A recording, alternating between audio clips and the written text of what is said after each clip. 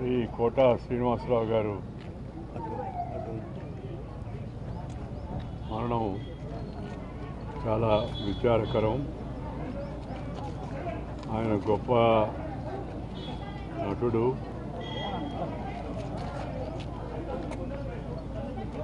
మానవతావాది,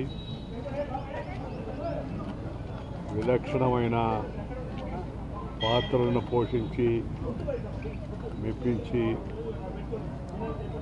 ప్రజల యొక్క అభిమానాన్ని పొందిన మహానటుడు. వందలాది సినిమాలో నటించి అటు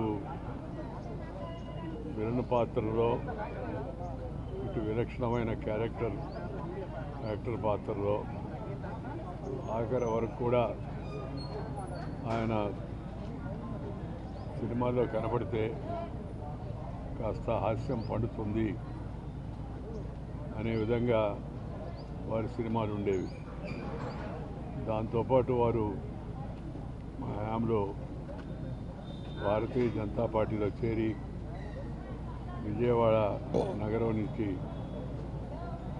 శాసనసభ్యుడిగా ఎన్నికై ఇక్కడ కూడా చురుగ్గా కార్యక్రమాల్లో పాల్గొంటూ ఉండేవాడు. ఆ మధ్యకాలంలో వారి కుమారుడు అకాల మరణంతో ఆయన బాగా కుంగిపోయాడు.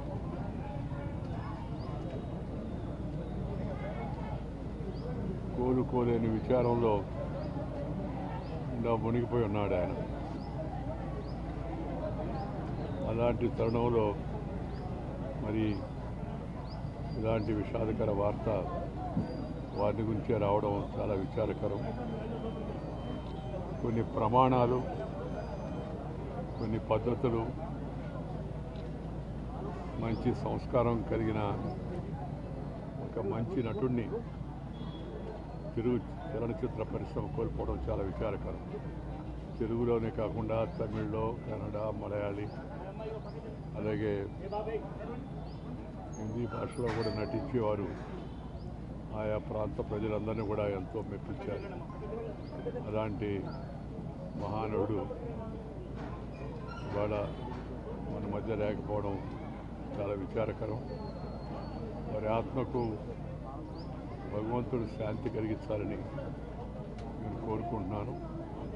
వారి కుటుంబ సభ్యులందరికీ నా హృదయపూర్వకమైన సానుభూతిని తెలియజేస్తున్నాను.